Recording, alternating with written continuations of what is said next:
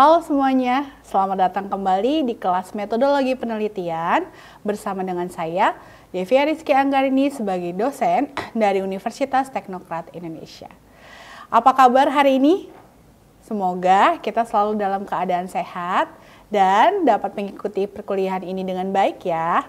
Adapun materi pembelajaran kita pada hari ini adalah pengumpulan data. Tujuan pembelajaran kita pada hari ini yaitu memahami data dan jenis data, serta memahami teknik pengumpulan data. Kita bahas satu persatu ya, dimulai dari pengertian data dan jenis data. Data merupakan sekumpulan informasi, yang dalam pengertian bisnis, data adalah sekumpulan informasi yang diperlukan untuk mengambil keputusan dalam dunia bisnis maupun perusahaan. Dari sisi pengumpulan data, data dipisahkan berdasarkan sumber data yang diperoleh.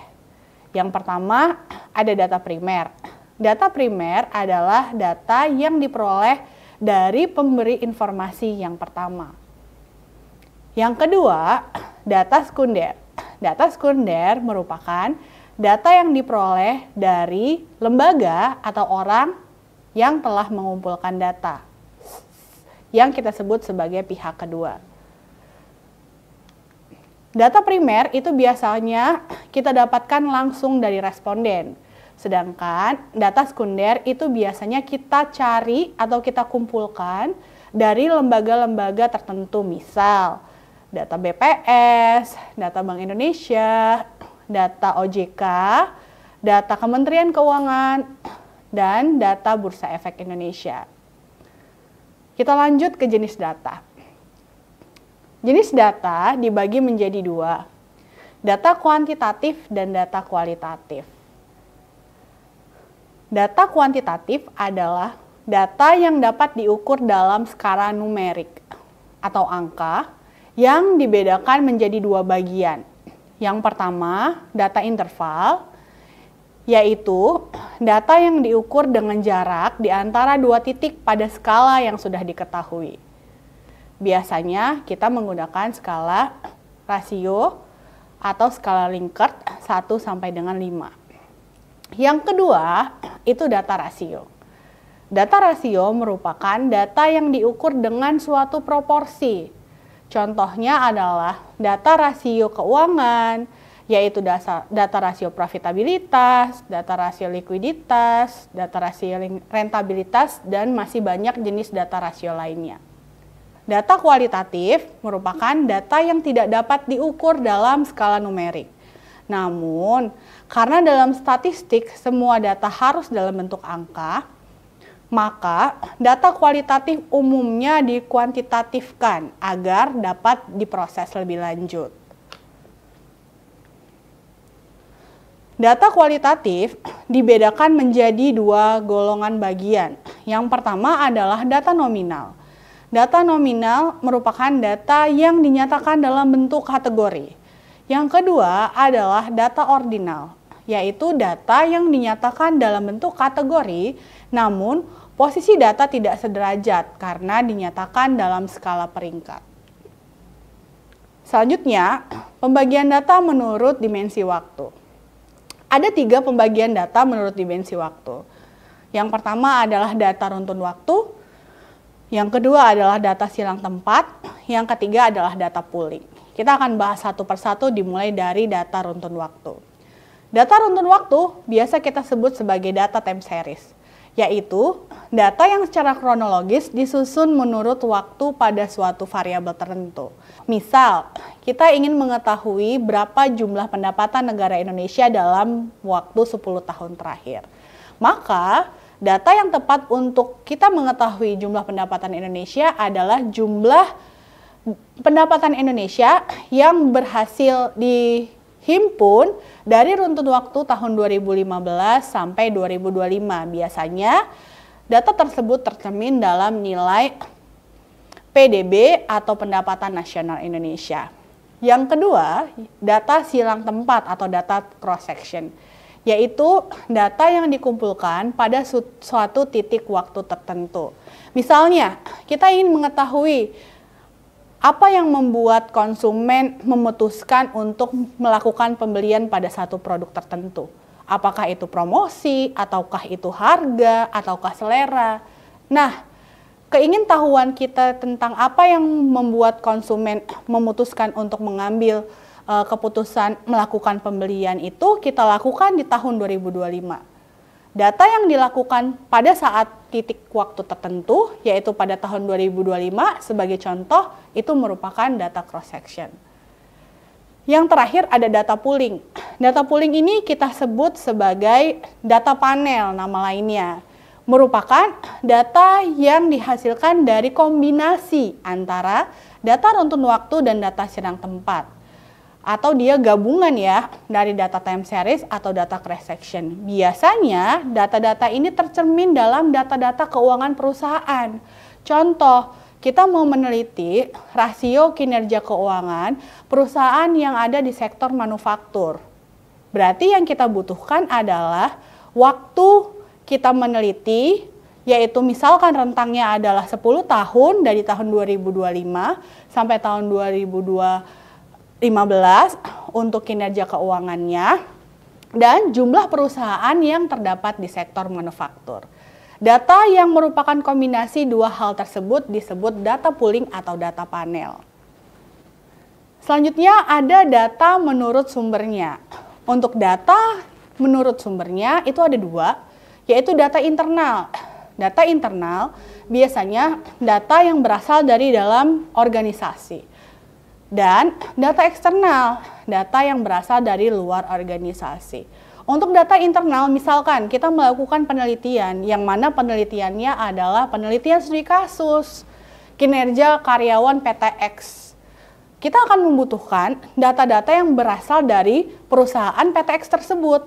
Nah, data yang kita dapat dari perusahaan PT X tersebut disebut sebagai data internal.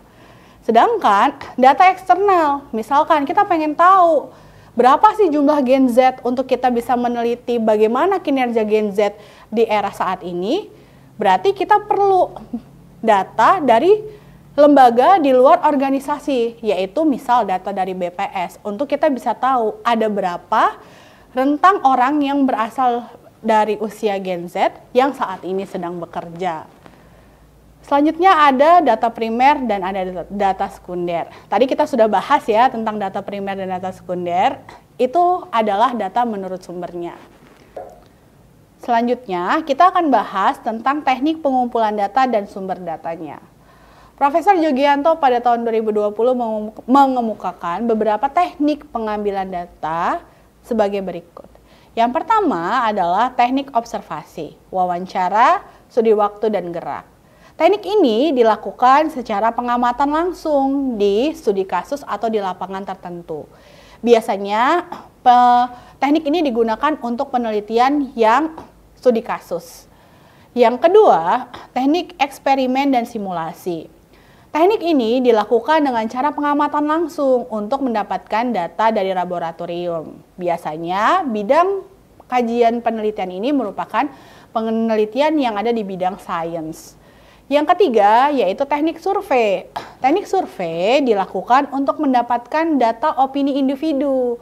Kalian pernah lihat BPS melakukan survei, baik survei sosial ekonomi maupun survei pertanian. Survei-survei tersebut dilakukan untuk langsung mendapatkan data dari kita sebagai individu. Yang keempat, ada yang namanya teknik DLP. Teknik DLP dilakukan untuk mendapatkan data opini, tapi untuk sebagian grup. Yang kelima, teknik analisis isi atau content analysis. Itu dilakukan untuk kita mendapatkan arsip primer. Yang keenam, ada teknik pengambilan basis data yang biasanya digunakan untuk kita mendapatkan data arsipnya sekunder. Dan yang ketujuh, ada teknik model matematik. Teknik model matematik dilakukan secara analitikal untuk kita mendapatkan data secara logic preset. Ada beberapa strategi pengumpulan data yang berdasarkan sumber datanya serta teknik pengumpulan datanya. Strategi yang pertama adalah strategi dengan cara pengamatan langsung. Untuk strategi pengamatan langsung, biasanya sumber data yang digunakan adalah sumber data dari studi kasus, sumber data dari lapangan, atau sumber data dari laboratorium. Kemudian, teknik yang kita kumpulkan untuk strategi pengamatan langsung yaitu ada observasi, wawancara, studi waktu dan gerak, eksperimen, dan survei. Strategi yang kedua adalah strategi opini. Strategi opini mendapatkan sumber data baik dari individu maupun dari suatu kelompok atau grup tertentu. Biasanya, teknik pengumpulan data yang digunakan adalah teknik survei dan teknik DLP.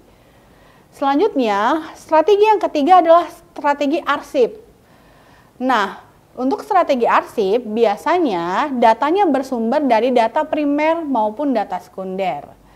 Dan teknik pengumpulan datanya biasanya berdasarkan analisis isi atau basis data. Dan yang terakhir, ada strategi pengumpulan data dengan cara analitikal. Yang mana untuk strategi pengumpulan data dengan cara analitikal, kita mendapatkan datanya dari logiknya periset. Logiknya periset, tekniknya yaitu dengan cara model matematis. Baiklah, kita sampai pada kesimpulan materi pembelajaran kita pada hari ini. Kesimpulannya adalah data merupakan sekumpulan informasi yang digunakan serta dianalisis untuk mengambil sebuah keputusan. Kalian harus ingat, keputusan yang baik, keputusan yang valid, keputusan yang akurat, dan keputusan yang tepat itu merupakan keputusan yang diambil berdasarkan analisis data dan kenyataan yang relevan pada saat ini. Keputusan yang valid, keputusan yang tepat, keputusan yang diambil berdasarkan data itu adalah keputusan yang digunakan untuk meminimalisir resiko yang akan terjadi di masa yang akan datang. Selanjutnya, ada jenis data dan sumber data yang dibagi menurut sumber pengumpulannya, yaitu data primer, data sekunder, data kualitatif, dan data kuantitatif. Kalian harus ingat ya, data primer adalah data yang diambil dari sumber pihaknya. Sedangkan data sekunder adalah data yang diambil dari suatu lembaga atau organisasi. Data kualitatif adalah data nominal dan data kuantitatif adalah data yang dapat diangkakan. Namun, dalam statistik, data kualitatif harus dapat diangkakan sehingga kita bisa melakukan pengujian selanjutnya atas data yang telah diperoleh. Selanjutnya, ada data menurut dimensi waktunya, yaitu data time series, data cross-section, serta data panel. Data panel atau data pooling merupakan data yang didapat dari kombinasi data time series dan cross-section. Dan yang terakhir, ada data menurut sumbernya, yaitu data internal dan data eksternal. Data internal merupakan data yang diambil dari dalam suatu organisasi. Biasanya, data internal digunakan untuk penelitian-penelitian studi kasus tertentu, misal di perusahaan X, di perusahaan Y, dan perusahaan-perusahaan lainnya. Sedangkan data eksternal yaitu data primer dan data sekunder. Bisa kita dapatkan dari berbagai pihak, baik pihak pertama di luar organisasi maupun pihak kedua ataupun lembaga atau organisasi lainnya. Saya rasa itu saja yang dapat saya sampaikan hari ini. Ada pertanyaan tentang topik kita hari ini? Cukup menarik ya topik kita hari ini tentang data. Semoga bermanfaat bagi kalian semua. Berikan komentar di bawah ya. Jangan lupa like, share, dan subscribe. Terima kasih. Sampai jumpa di pertemuan selanjutnya.